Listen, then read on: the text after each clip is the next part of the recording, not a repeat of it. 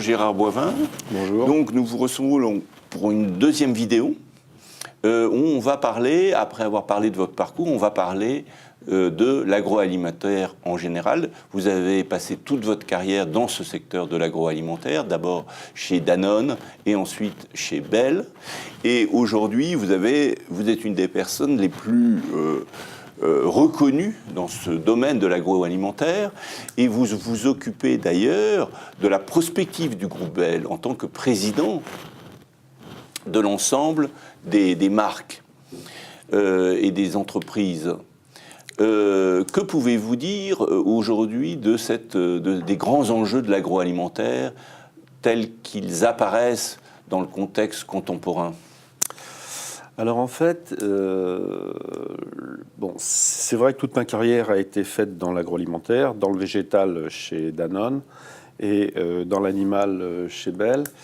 Et lorsque j'ai arrêté mon rôle opérationnel, donc de PDG, j'ai fait deux choses. Premièrement, je suis devenu président de la holding des fromageries Bell. Donc ça, c'est un rôle d'animation, c'est un rôle de président. Vous n'avez pas de pouvoir direct, en fait. Non, aucun pouvoir direct. Vous animez le... Non, le président du conseil de surveillance, il anime, je dirais, la holding au niveau de la surveillance, mais c'est tout. Mais au-delà de ce rôle, je dirais, un peu formel, j'avais un autre rôle qui était de faire effectivement de la prospective alimentaire. Alors, comment ça s'est passé ? Donc, à 60 ans, quand j'ai arrêté d'être PDG opérationnel, j'ai décidé de passer un concours et, pour être professeur au CNAM. Et on était plusieurs docteurs. Et j'ai gagné ce concours et donc j'ai eu la chaire du CNAM sur l'alimentation santé et la qualité alimentaire. Et à partir de là, si vous voulez, j'ai développé mes cours. Donc j'ai eu en 2010-2011, je suis devenu prof d'université à mi-temps. Ce qui m'a permis, je dirais, de préparer mes cours et d'énormément travailler sur la prospective alimentaire. Et donc ce travail sur la prospective alimentaire, je dirais, m'a permis de mieux comprendre quels étaient les enjeux de notre métier.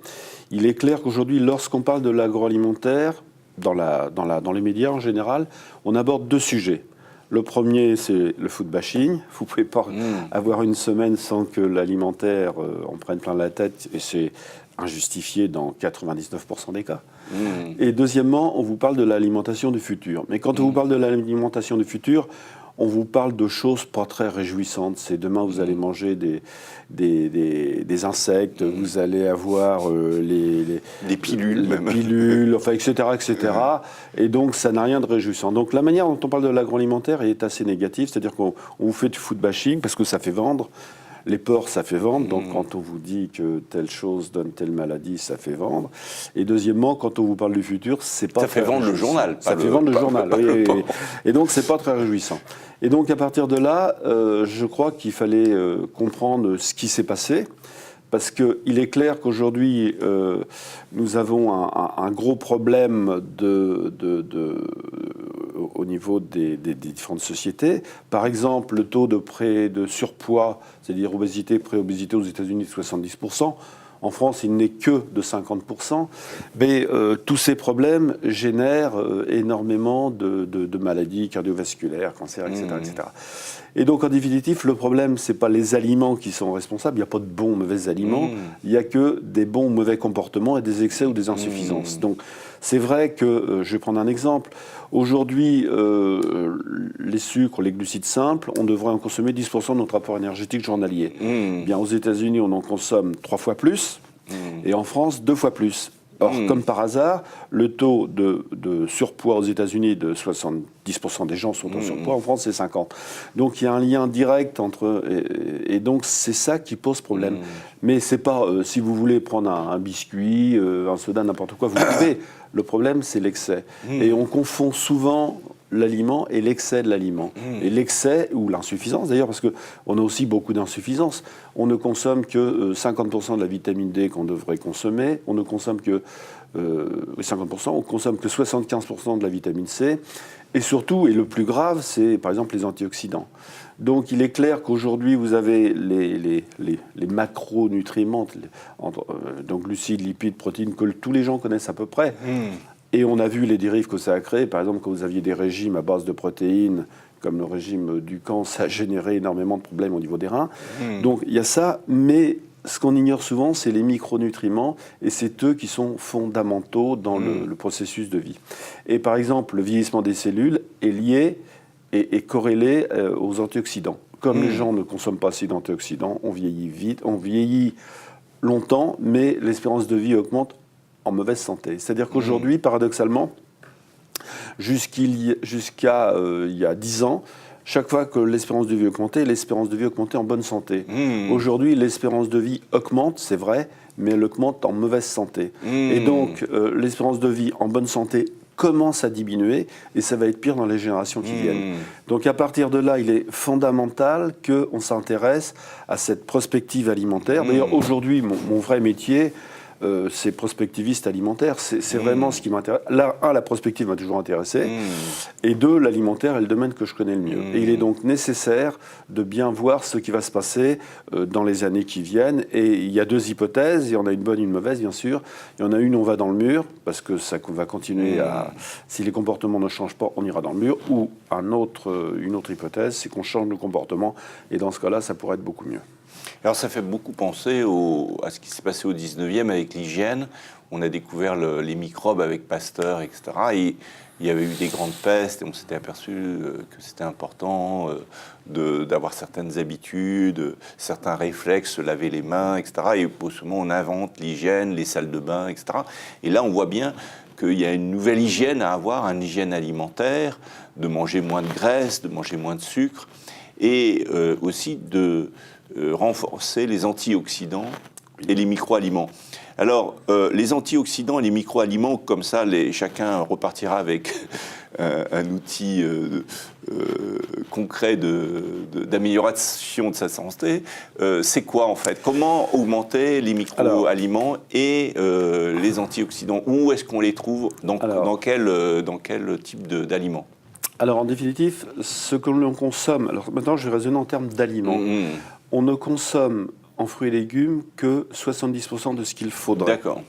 Donc là, il y a un problème, et c'est là, fruits et légumes, où il y a le plus d'antioxydants, etc., etc. On ne consomme que 80% des féculents qu'il faudrait consommer. Les produits laitiers, on est à peu près au niveau. La viande, il y a un rapport qui vient de sortir dans le CES où on consommerait en France un peu trop de viande, et dans d'autres pays on n'en consomme pas assez. Et surtout, ce que je disais tout à l'heure, on consomme trop de sel. On consomme, non, je ne le disais pas sur le sel, je le disais sur les glucides simples. On consomme pas assez, on consomme trop de glucides simples et trop de sel. Grosso modo, pour donner un exemple, le glucide simple, c'est le sucre. Le sucre est assimilé. Hein. Oui, voilà, ça, le sucre, pas les sucres lents. Est-ce que les sucres lents, c'est mieux que les sucres rapides? Alors, premièrement, il ne faut pas parler de sucre lent, de sucre rapide, de sucre simple et de glucides simples et de glucides complexes. Mais on ne consomme pas assez de glucides complexes et on consomme trop de glucides simples. Voilà. Mais je vais donner un exemple sur le sel, par exemple. Le sel, on consomme grosso modo 8 à 10 grammes de sel par jour et par personne dans les pays développés. Il faudra en consommer 5. Et donc, la première cause d'hypertension, c'est l'excès de sel. La première cause de maladie cardiovasculaire, c'est l'hypertension. De là à dire que l'excès de sel donne l'hypertension et les maladies cardiovasculaires, je n'irai pas jusqu'à là. Néanmoins, il y a quand même une certaine logique. Pour revenir à la question des antioxydants, c'est les fruits, en fait, les antioxydants. C'est les fruits, les légumes. Les fruits et légumes. Les fruits et légumes, oui. En fait, les antioxydants, c'est très simple. Vous avez vos cellules, vous absorbez de l'oxygène, vous respirez, et vous mangez des aliments. Ça passe dans les cellules, et ça se transforme d'un côté en antioxydants, et de l'autre côté, des radicaux libres. Énergie d'un côté et radicaux libres de l'autre. Et les radicaux libres sont négatifs. C'est comme les gaz d'échappement. Donc il faut neutraliser ces radicaux libres, et c'est les antioxydants. Donc vous avez l'oxygène, l'aliment. À la sortie, vous avez de l'énergie pour vivre et des radicaux libres. Et il faut des antioxydants pour neutraliser ces radicaux libres. Voilà. Alors il faut dire, par ailleurs, on conclura là-dessus, que d'après ce que j'ai compris de l'ensemble des lectures, c'est qu'on cherche beaucoup à vivre plus longtemps. Aujourd'hui, beaucoup de recherches sont faites dans ce domaine, des milliards sont dépensés, et qu'à ce jour, une des manières de vivre plus longtemps très simple et peu coûteuse, c'est tout simplement de manger beaucoup moins. Est-ce que ça se confirme, cette idée ? Alors ceci dit, c'est pas à la portée de tout le monde parce qu'il faut c'est quasiment ascétique. Ce qui est bien, on retrouve l'ascèse propre.